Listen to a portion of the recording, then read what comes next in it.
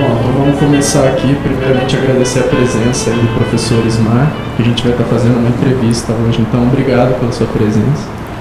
Então, vamos começar com as perguntas. Primeira pergunta do Caos.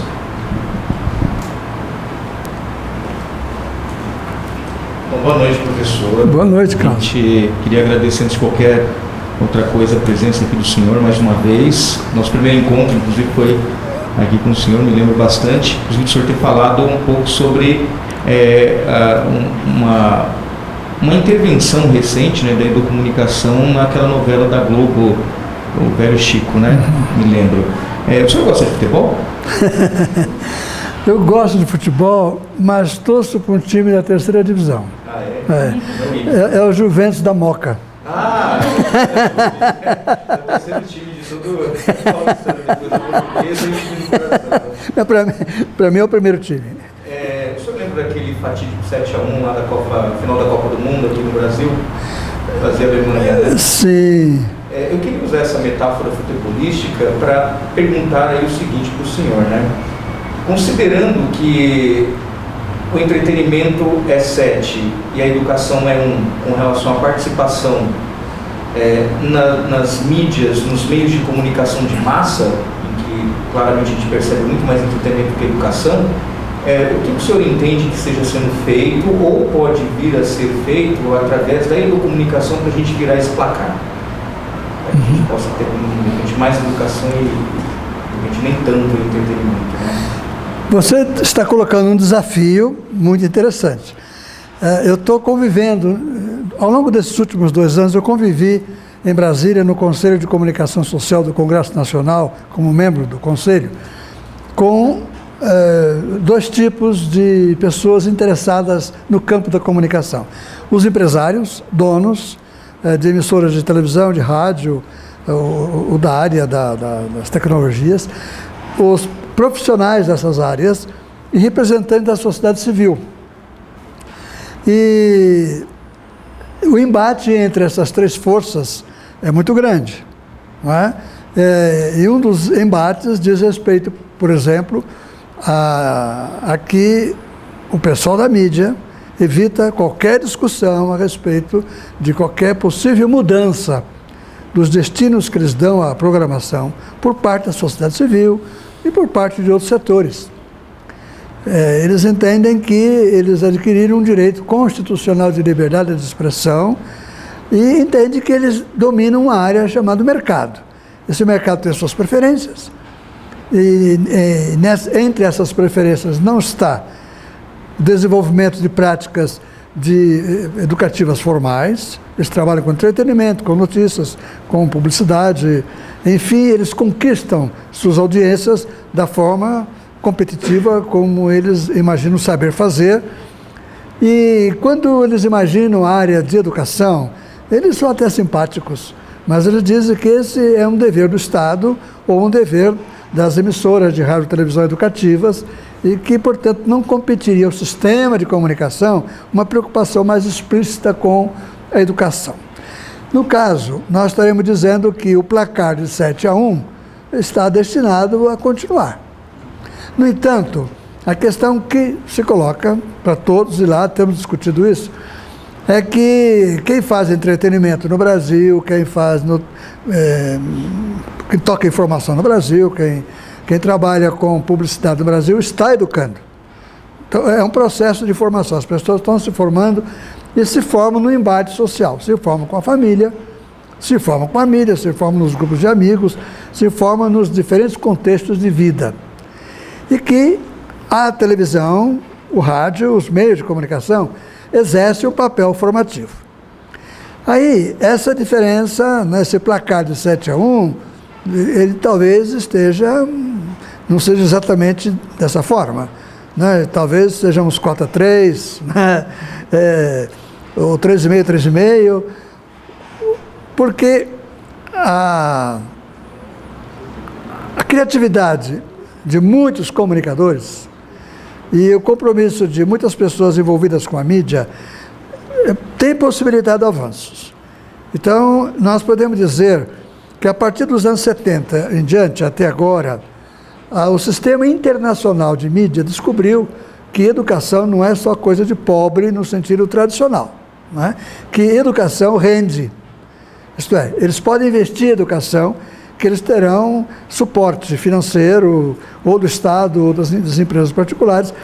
E surgiram as grandes televisões, as cadeias de televisão, voltada para a área da cultura, da ciência, do documentário, e esses canais acabaram adquirindo importância em termos de audiência.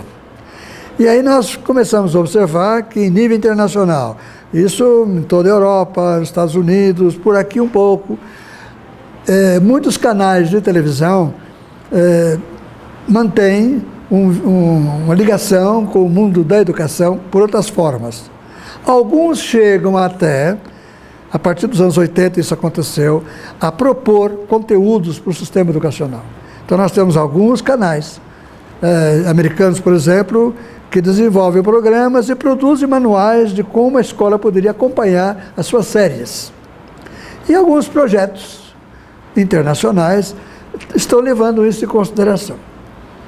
E aí eu vou dizer para você que, além dos canais americanos, nós temos projetos na América Latina que levam em consideração essa hipótese.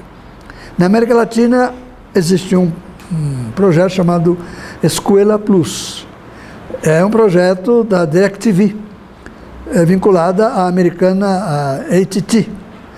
Essa organização, ela chega às escolas rurais dos Andes, na América Latina, do sul do Chile até as bordas lá do México, levando equipamentos e conteúdos de televisão para as escolas rurais e patrocinando algum tipo de formação para que esses professores dialoguem com essa produção. A partir da constatação que temos muita produção de caráter educativo circulando.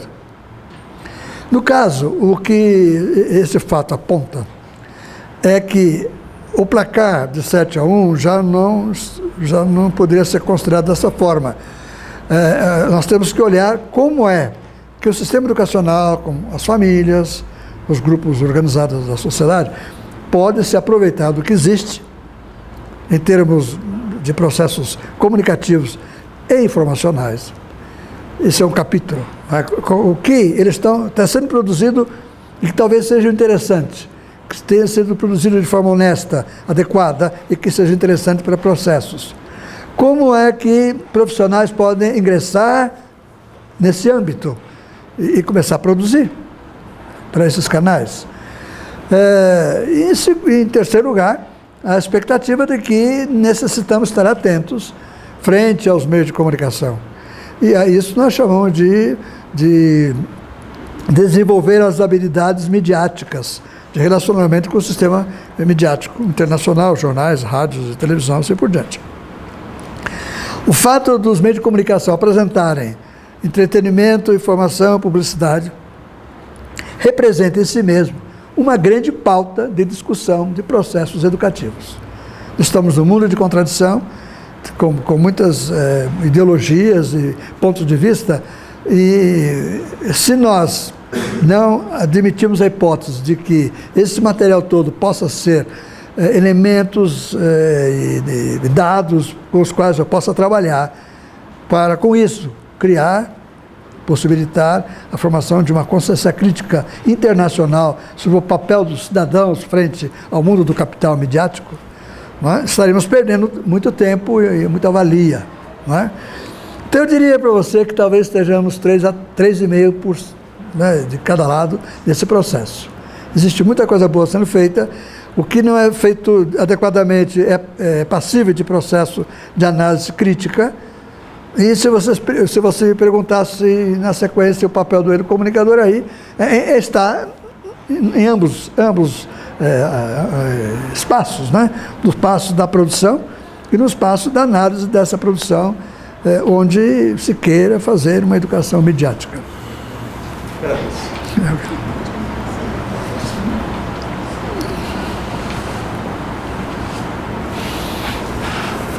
Boa noite, professor. Boa noite. Meu nome é Marina e eu queria perguntar o seguinte: ao longo das aulas do professor Claudemir, a gente sempre observou a comunicação no conceito, no âmbito da escola, pensando ali no âmbito escolar, né? E como é que o senhor enxerga, né, essa conversa, esse campo teórico, né, com a prática no ensino superior? Bom, veja bem, inicialmente a gente tem que dizer que o âmbito escolar representou o primeiro grande desafio de divulgar a sistematização do conceito de educomunicação. Você sabe que o conceito ainda é adolescente, não é? Ele emerge a partir de uma pesquisa em 97, 99, em termos acadêmicos, não é? Quer dizer, há uma sistematização de uma prática que já vinha sendo executada na América Latina há algumas décadas. E, à medida que ele é sistematizado, é possível levá-lo a outros âmbitos, não é? O primeiro âmbito para onde ele vai, naturalmente, caminha com naturalidade, é o âmbito das organizações sociais. Então, só para que você se lembre disso em algum momento, né? Logo depois da sistematização do conceito, muitas organizações que trabalhavam com mídia e infância, patrocinadas na época pelo Instituto Ayrton Senna, em vários lugares do Brasil, passaram a trabalhar com o conceito. E o Fernando Rossetti, um jornalista da editoria de educação da Folha de São Paulo, realizou uma pesquisa a mando da Unicef para identificar como é que agiam, o que pensavam essas organizações. Organização da Bahia, o Cipó, do Rio de Janeiro, Bem TV, aqui de São Paulo, nós temos o grupo do Dimenstein, aqui na Vila Madalena, e outros tantos, Ciranda, né, em Curitiba, a Alsuba, em Pernambuco. Muitos grupos, eram mais ou menos uns 15 grupos que foram pesquisados pelo Fernando Rossetti. E o Fernando Rossetti observou algo interessante. Ele notou que em todos esses grupos que estavam discutindo questões relativas à mídia e à infância, ele percebia a presença de uma literatura. Essa literatura era a literatura do Núcleo de Comunicação e Educação, aqui da USP. Ele incluiu o núcleo na pesquisa. O núcleo não era uma ONG. O núcleo era um núcleo acadêmico. No entanto, ele passa a examinar não o discurso do NCE, a prática, que foi o projeto, na época era o grande projeto Educom.rádio. E quando o Rossetti faz a sistematização da pesquisa, ele reúne os grupos pesquisados num hotel aqui perto da Paulista para apresentar os resultados. E imediatamente o grupo disse: olha, se somos tão semelhantes, se estamos pensando de forma tão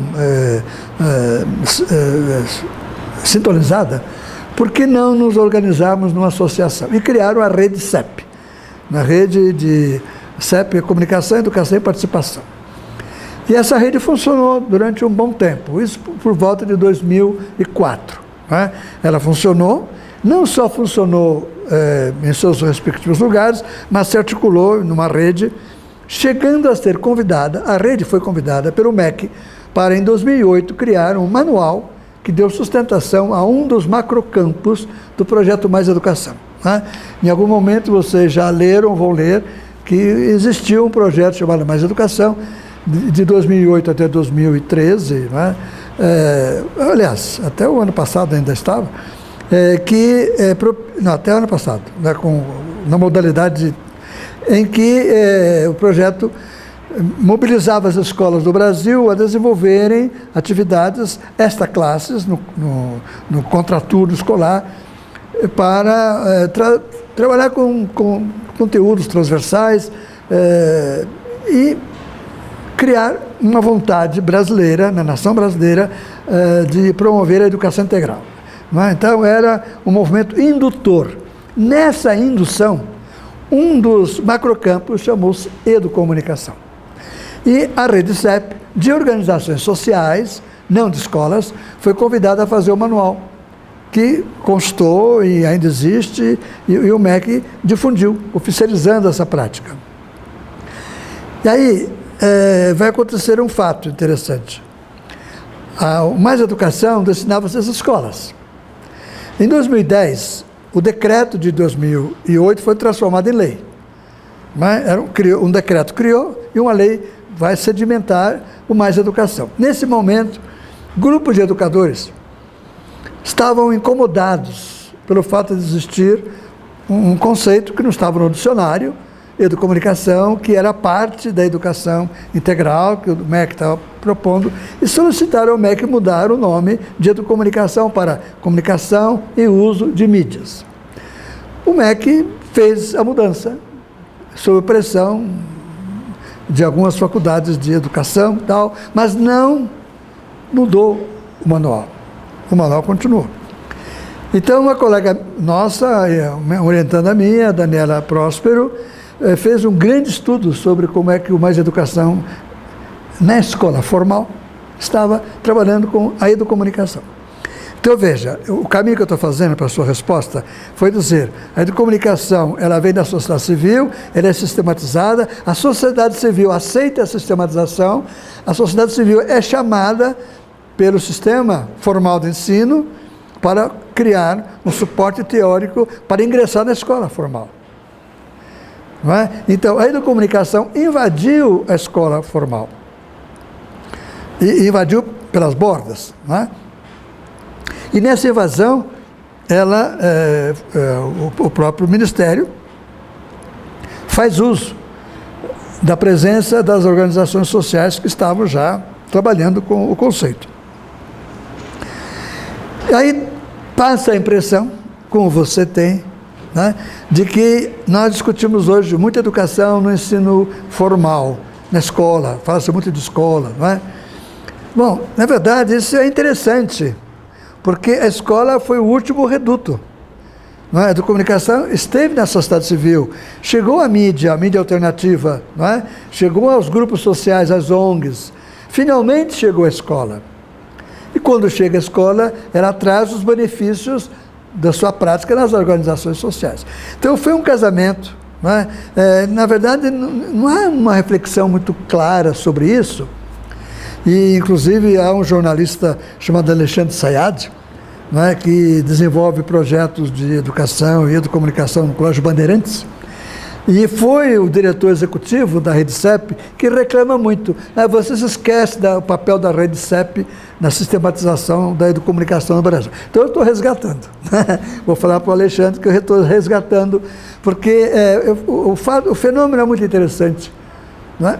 E aí, dizer para você que, dentro do sistema formal, a educomunicação leva o coeficiente da não formalidade. Né? Porque primeiro quebra uma regra da formalidade, que é a estrita obediência a uma hierarquia. Né? Respeita-se os contextos, respeita-se as idades, as autoridades, o que é necessário para que uma organização avance, mas abre-se o espaço das relações de conhecimento. Né? Somos iguais nisso, ensinamos uns aos outros, somos discípulos de Paulo Freire. E no caso, Paulo Freire falava também, e a partir da experiência da educação não formal. E ele queria levar para a educação formal. Não é? Paulo Freire juntamente com Mário Kaplun, conhecido como dois pensadores, um mais na área da educação, outro mais na área da comunicação, que privilegiaram o projeto da sociedade civil e de lá tentaram falar para o sistema da educação formal. Mas o próprio Paulo Freire não conseguiu chegar lá. Mas se vocês frequentarem faculdade de pedagogia, vocês verão que fala-se muito pouco de Paulo Freire. E a prática na vida cotidiana das escolas, poucas escolas se lembram de Paulo Freire. Muitos até educadores fazem tese sobre Paulo Freire. Mas a questão do diálogo, né, de produção colaborativa, professor-aluno, ela é muito incipiente ainda, porque o modelo da educação formal não contempla isso. A herança cultural da educação formal, ela é iluminista. Alguém é que vai dar a luz sobre os ignaros. E no caso, a educomunicação chega fazendo uma revolução, mas foi uma revolução sedutora. No caso do Educom Rádio, foi uma sedução. Vocês não podem imaginar, Né? Se quiser imaginar, imagine comigo. Né? Aos sábados, às 7h30 da manhã, em frente aqui da ECA, 17 vans enfileiradas. E o professor Claudemir comandando a saída das vans. Para onde é que iam aquelas vans? Cada um levando 10, 15 jovens universitários de muitos cursos diferentes da cidade de São Paulo. Não era só da USP. Chegamos a ter, num período aí, de 2004, no comecinho, entre 250 e 300 mediadores circulando, 17 polos. Não é? Eram 136 escolas trabalhadas simultaneamente em São Paulo. Vocês sabiam que os professores que estavam lá, que iam para lá, tinham a promessa de um certificado que chegaria mais tarde. As crianças tinham garantido o almoço do dia. Não é? Nós íamos para lá, o que poderia acontecer no segundo encontro, no terceiro encontro, no quarto encontro? Os encontros eram nos sábados. O curso tomava todos os sábados de um semestre. Eram 12. Mas se vocês fizerem o cálculo, vocês vão perceber que se um feriado ou outro no sábado que iria cortar isso. Isto é, as pessoas ficavam dependentes de perder os sábados e não ter nada, uma vantagem imediata. A única vantagem que eles tinham era a felicidade que propiciasse aquele encontro, o interesse que aquilo despertasse neles, a vontade de voltar no sábado seguinte. Ninguém os constrangia a vir e deixar de vir. E você quer saber de um assunto? Nós, em 1.008 encontros, de 8 horas cada um, ao longo de 7 semestres, tivemos uma perda de 10% dos professores programados e tivemos um aumento de 100% dos alunos programados. Os alunos, como é que é possível isso? Os alunos eram ao redor de 10 alunos por escola. Eles negociavam a vaga deles. Eles começavam a frequentar, a partir do quinto encontro, eles trocavam, você vai no meu lugar, porque eles queriam ampliar a base de trabalho deles. Não é? Eles passavam um ônibus coletando as crianças e os professores de várias escolas para levar para um polo. Eles iam conversando entre eles sobre o que tinham feito, que deixavam de fazer. Lá, a discussão, a produção e o retorno, nova conversa, produção na escola, ampliação do trabalho na própria escola. Nós fizemos uma revolução da informalidade. Era como se fôssemos uma grande ONG, né? Fora do sistema formal de ensino, preocupados com uma coisa chamada redução da violência. Né? Nós não discutimos conteúdos formais, discutimos os conteúdos transversais, né? Que era a questão da cultura, a questão da saúde, a questão da própria comunicação e a questão do meio ambiente. E o pessoal fazia spots de rádio, dialogava sobre isso. Depois começava a planejar como é que era a vida na escola e como reduzir a violência ou resolver os problemas, como a comunicação poderia entrar nisso. Ou em uma escola, por exemplo, em que o pessoal invadia a escola para jogar futebol, os ex-alunos, enquanto as aulas... Isso trazia um transtorno. A garotada colocou a rádio, começou a fazer rádio pública no final de semana e chamar os ex-alunos e fazer discussões públicas. Através de audiências públicas, os alunos convenceram os colegas a vir solicitar autorização para ocupar espaços. A escola não negaria espaço para eles, mas que não fosse no horário da aula. E conseguiram, obtiveram. Né? E dois anos depois de começar o projeto, ainda estávamos com 1/3 só de atendimento, já havia ocorrido 50% de redução da violência nas escolas, registrada nas delegacias de ensino ao redor dos bairros da periferia. Então, nós levamos para a escola a informalidade. Né? Essa informalidade, ela acabou sendo no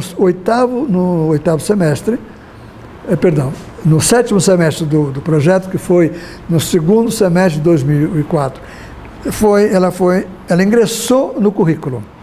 Então, no último momento, no último semestre, a prefeitura falou: olha, vocês estão trabalhando com um tema que nos interessa, chamado gestão.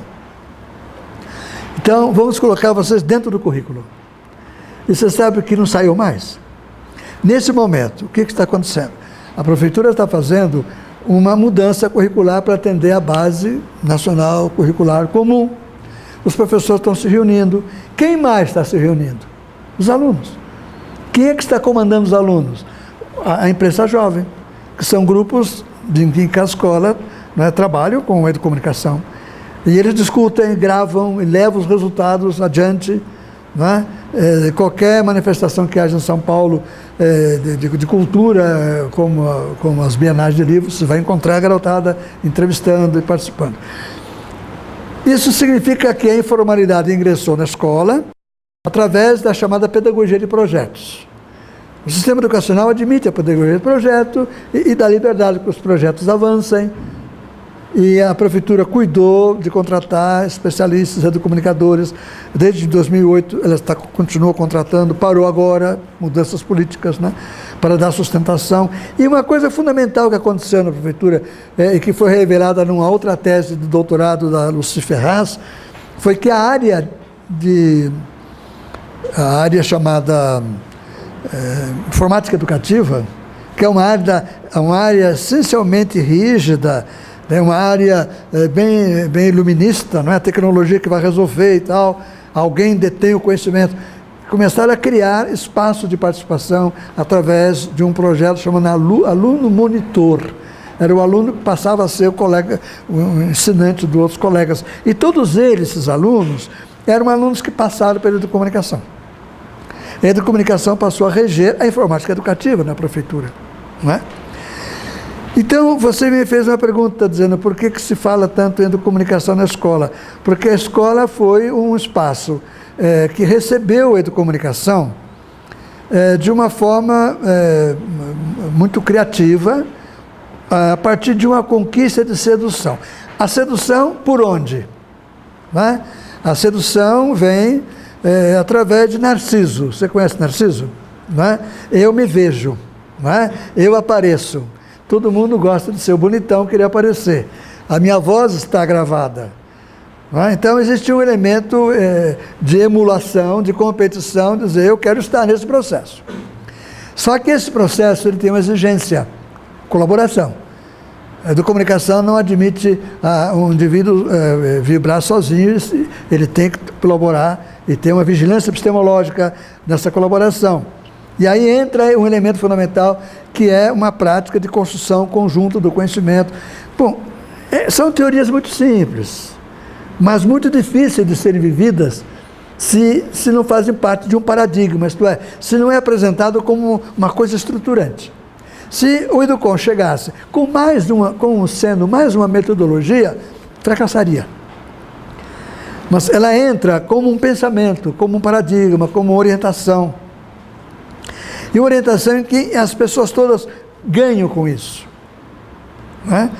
E aí, nossos desafios têm sido manter essa tradição da não formalidade em espaços ultraformais.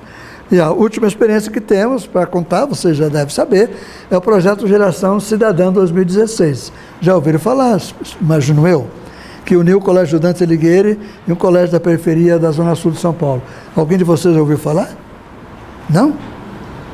Então vocês merecem fazer outras entrevistas. Vocês têm que chamar aqui as crianças desse projeto, da escola pública e da escola privada, para que eles contem a vocês. A questão fundamental era essa. O Colégio Dante Alighieri, colégio privado, resolveu adotar a educomunicação. Opa, que bom!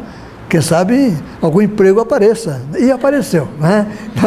Eles já contrataram 2 educomunicadores colegas de vocês, né? Como estagiários, com a promessa imediata, assim que se formarem, de serem contratados.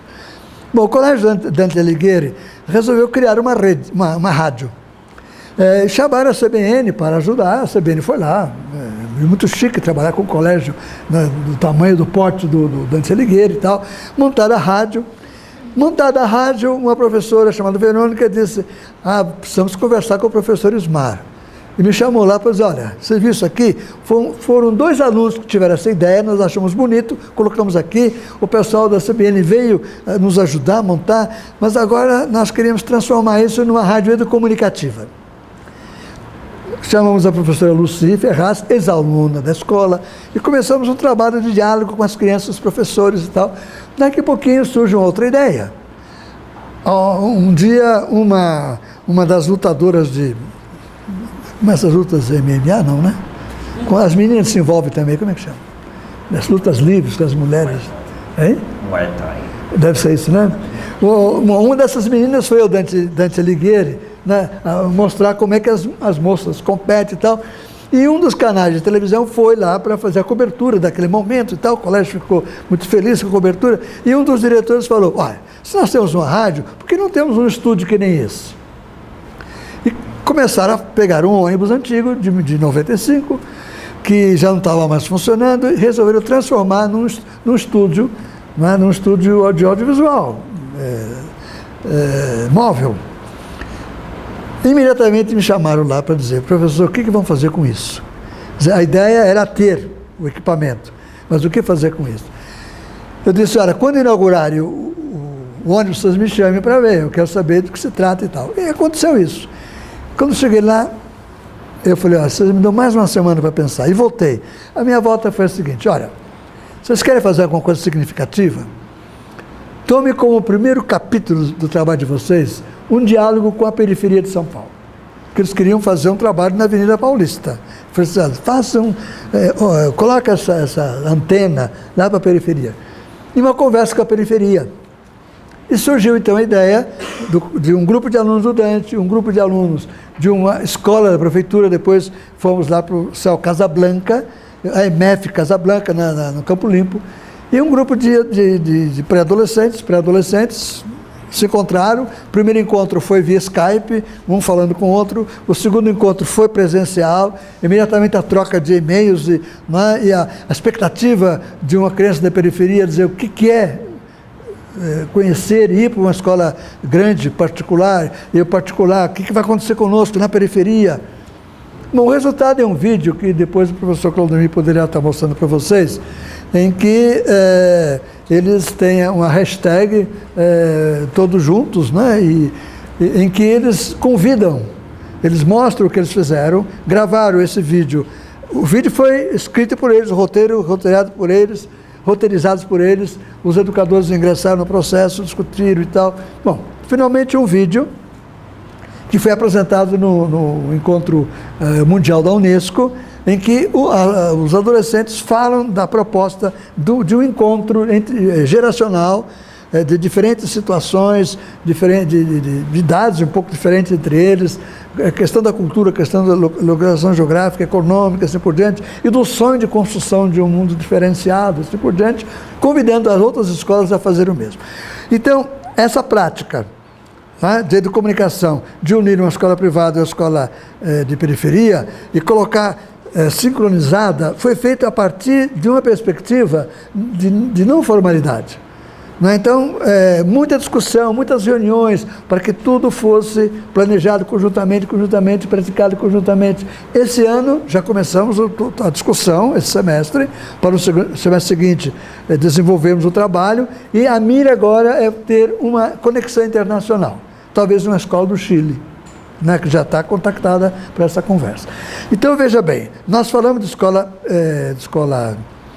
sistema escolar, porém, a nossa visão é de fazer uma revolução nessa escola para quebrar alguns parâmetros através do princípio da sedução. Nós mostramos o quanto isso gera em termos de aprendizagem, em termos de felicidade, em termos de sorriso, em termos de envolvimento. Fui muito longe, né?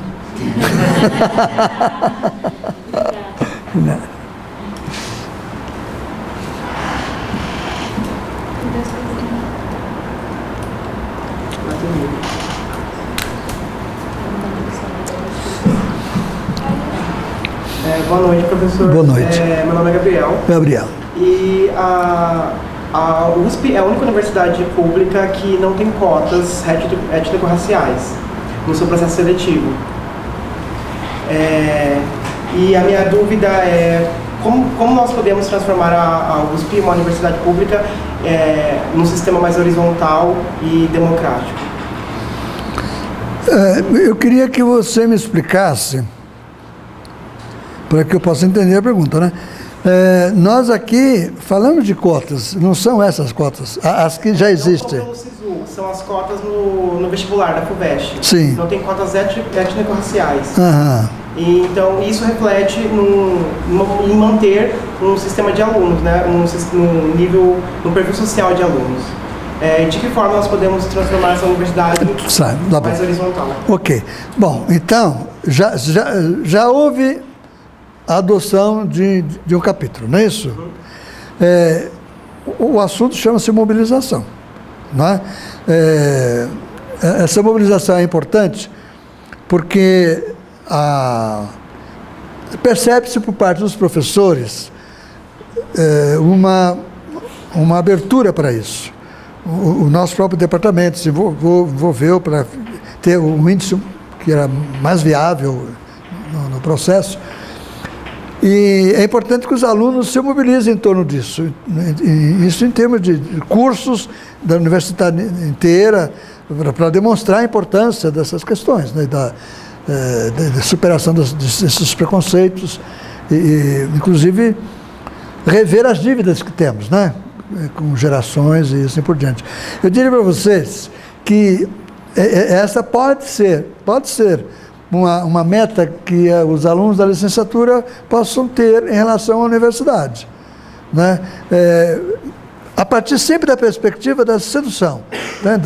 Como é que nós vamos envolver outros alunos de outros cursos e como vamos fazer uma presença forte em torno disso. O tema é sensível, o tema ele bole com a mídia, né? Portanto não é um tema obscuro, é um tema que está aí. Anualmente as universidades estão discutindo essas questões, todos os anos, época de vestibular. Então é um momento de uma grande manifestação, uma grande discussão, ou provocação de debates nas unidades, né? E no caso de vocês assumirem uma liderança dessas, mostrará, né, o quão preocupados com a questão da cidadania o curso está, né?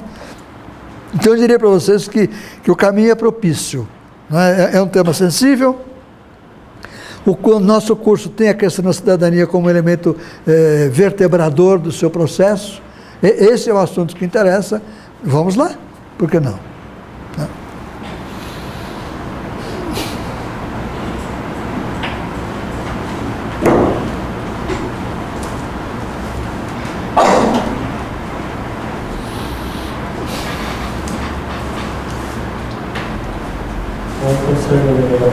Gabriel 2.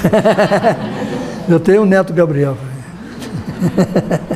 Eu queria perguntar, assim, do ponto de vista que a educomunicação é uma conversa entre a comunicação e a educação, eu queria que você explicasse um pouco o que dá o caráter da educomunicação, o que ela torna ela diferente só da educação e da comunicação. Olha, você com uma pergunta da essencialidade do processo, né? O que faz esse conceito ter sentido e ter uma epistemologia própria e dialogar com outras áreas, com outros campos. Bom, claro que aí nós temos que voltar a Bourdieu, em algum momento você vai ler o Bourdieu, né? Especialmente quando ele fala da construção dos campos científicos, né? Para dizer que o conhecimento ele vai se organizando a partir do embate, que novos produtos, novas conclusões de pesquisas vão acontecendo e as pessoas vão descobrindo realidades e vão se unindo em torno de explicações, de análise ou se posicionando contra. E aí nós vamos observar, por exemplo, que uma área que na Itália não era considerada área científica, né, até Umberto Eco, a sociologia, né? A partir de Umberto Eco passou a ser uma área considerada como científica. E assim vamos com a psicologia, assim vamos com outras áreas de conhecimento. Na verdade, a sistematização dos campos científicos deu-se no século XIX. Não é? No século XIX, porque antigamente se falava, na Idade Média e anos posteriores, da universitas. Você ia para um lugar que falava de tudo, da universitas, né? Universidade. E o grande sábio era um sábio que entendesse de tudo, na Suma Teológica de Tomás de Aquino. Não é? Então, geralmente, os cientistas falavam e escreviam sobre tudo. A sistematização do conhecimento se deu através das pesquisas que vão se formalizando ao longo do século XIX, em torno, especialmente, de áreas como a biologia, né? A área das ciências exatas, a área das ciências sociais, que vão se concretizando.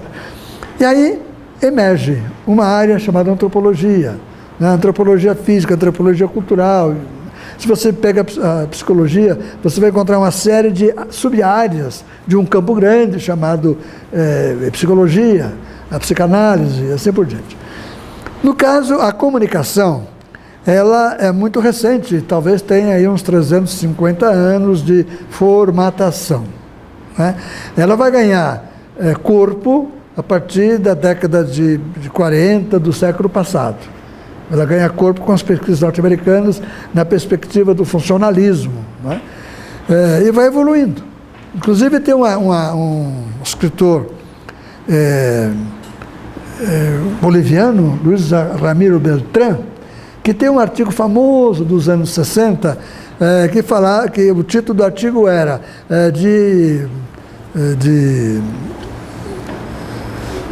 ele falava de Aristóteles a libertação. Aristóteles, ele tinha um pensamento explicando o que era comunicação. A que fala com B, usando um instrumento que é a voz, ou outro recurso, B que responde. O século passado colocou feedback no processo, até que nós vamos chegar e ter um autor chamado Paulo Freire, que vai refletir sobre o que é o processo comunicativo. E o Luiz Ramiro Beltrán disse que as duas grandes novidades da discussão da teoria da comunicação é Aristóteles e Paulo Freire. Bom, isso para dizer o quê? Que a comunicação e os pensamentos ao redor da comunicação eles vão se constituindo. E a constituição que vai dar sentido à comunicação, estabelecida pelas pesquisas dos anos 40, 50, especialmente nos Estados Unidos, define o procedimento do agir comunicativo e define as práticas profissionais. Jornalismo em primeiro lugar, depois entra relações públicas, publicidade. Todos esses agires, essas ações, eles têm um núcleo central de base teórica que dá fundamentação para isso. E, na verdade, trata-se de um âmbito em discussão. Nesse momento, não sei se você está acompanhando, mas o jornalismo, que foi a primeira área de estudos mais sistemático da comunicação, ele acabou ingressando numa área da comunicação social e agora ele quer ficar autônomo, né? Então, houve um grande movimento junto ao MEC para criar os currículos autônomos do jornalismo. Aí o pessoal de relações públicas, de publicidade, quiseram criar também seus currículos autônomos.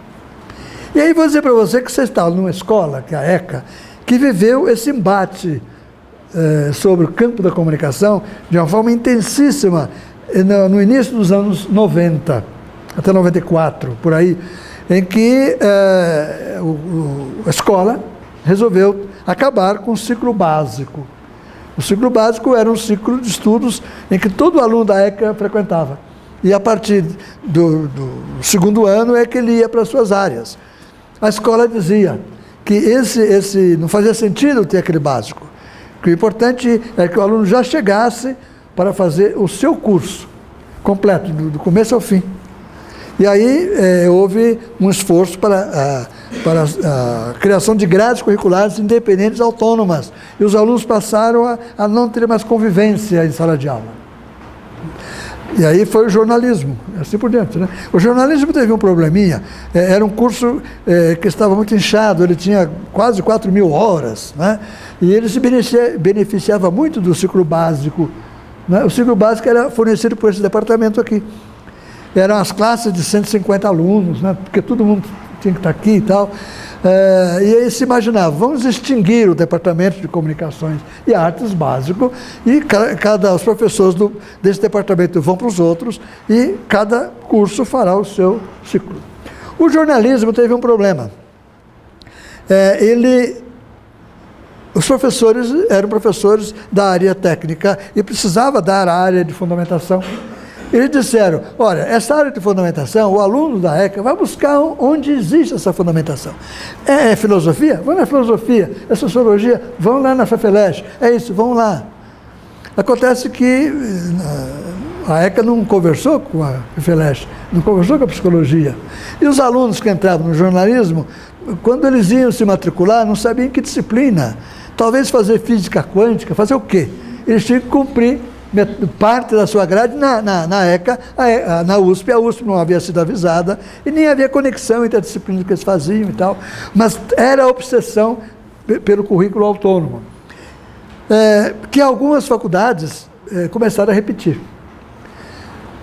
Isso tem levado a muitas discussões. E nesse momento isso está retomando o assunto, né, de acabar com comunicação social e termos os cursos.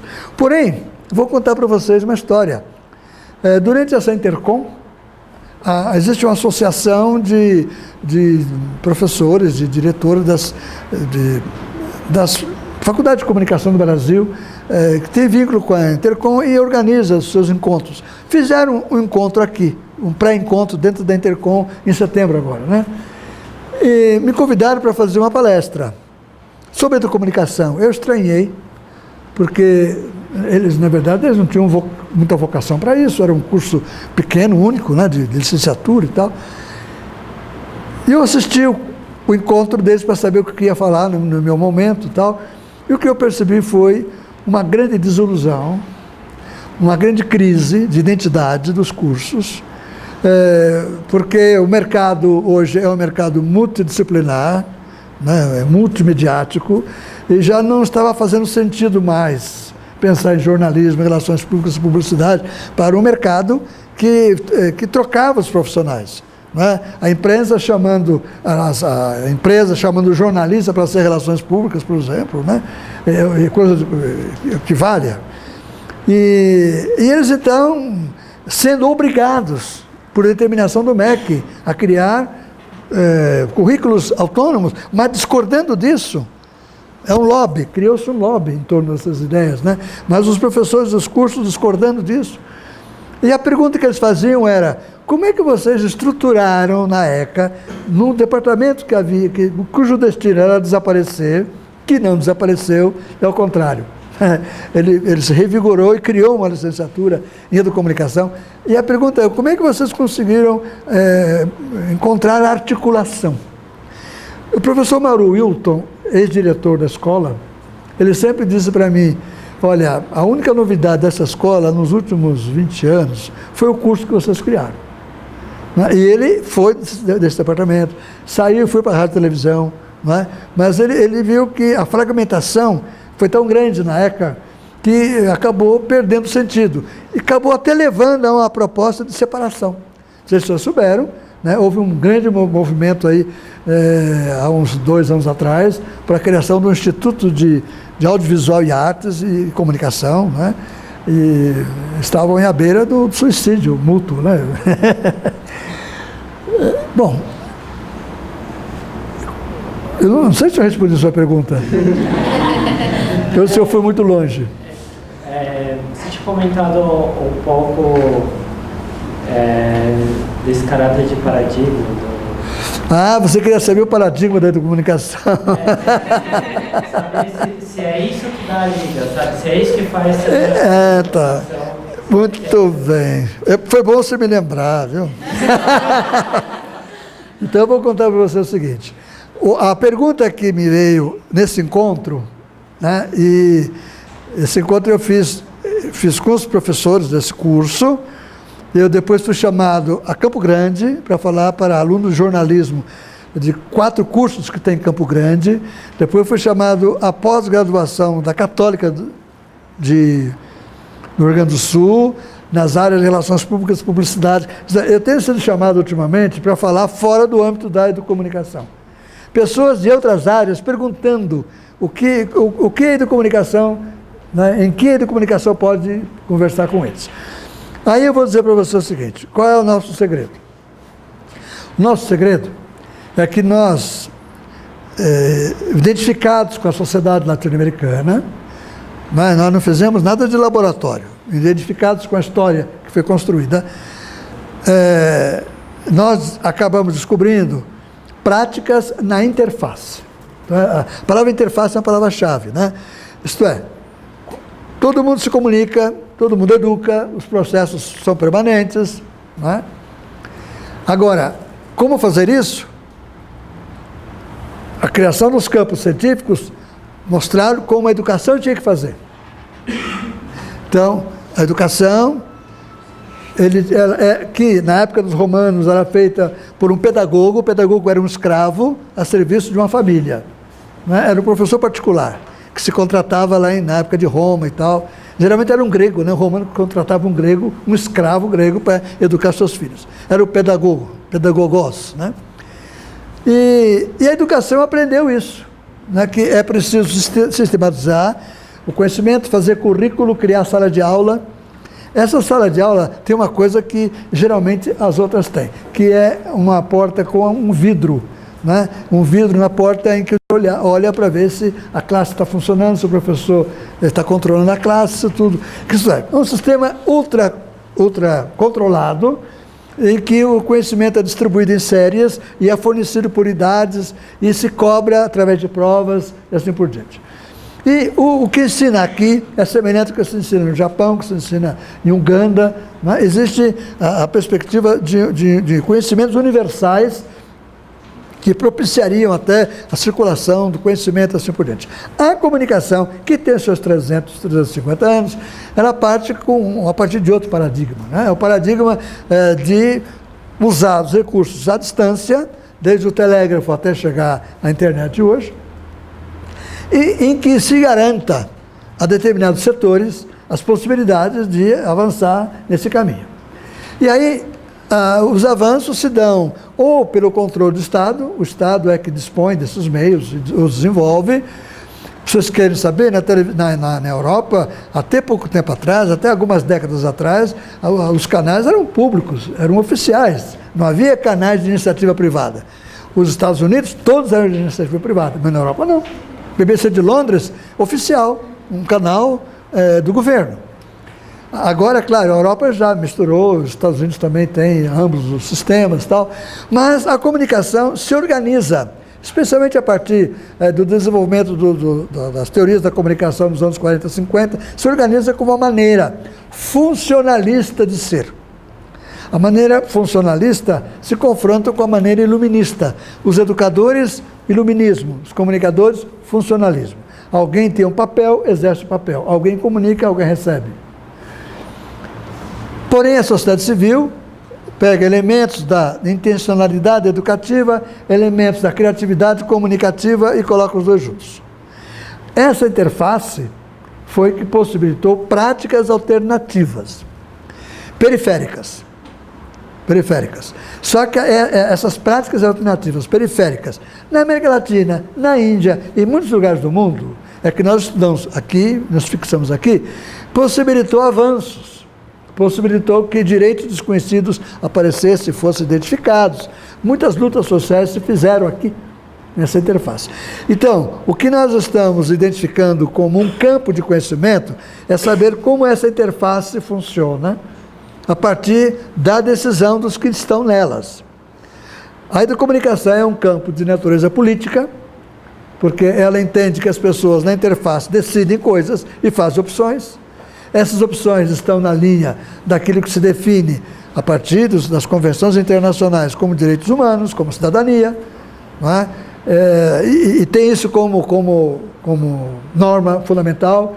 Entre mercado e cidadania, a educomunicação não tem opção. A educação pode ter opção. Estamos hoje vivendo a mercantilização da educação com muita naturalidade. O mercado está desenvolvendo a educação. Para o mercado hoje universitário, o importante é o primeiro ano. No primeiro ano, a pessoa entra, paga, e no segundo não interessa mais, porque a empresa de educação, o que interessa é obter mais alunos para o próximo primeiro ano. Os primeiros anos, primeiro, segundo, terceiro anos, são os anos que dão rendimento para a empresa. E as normas são de mercantilização, a desvalorização do doutorado, por exemplo, né? As universidades detestam doutores, o máximo que eles aceitam é mestres, né? E assim as normas da mercantilização dominam, invadem o campo. Claro, essa educação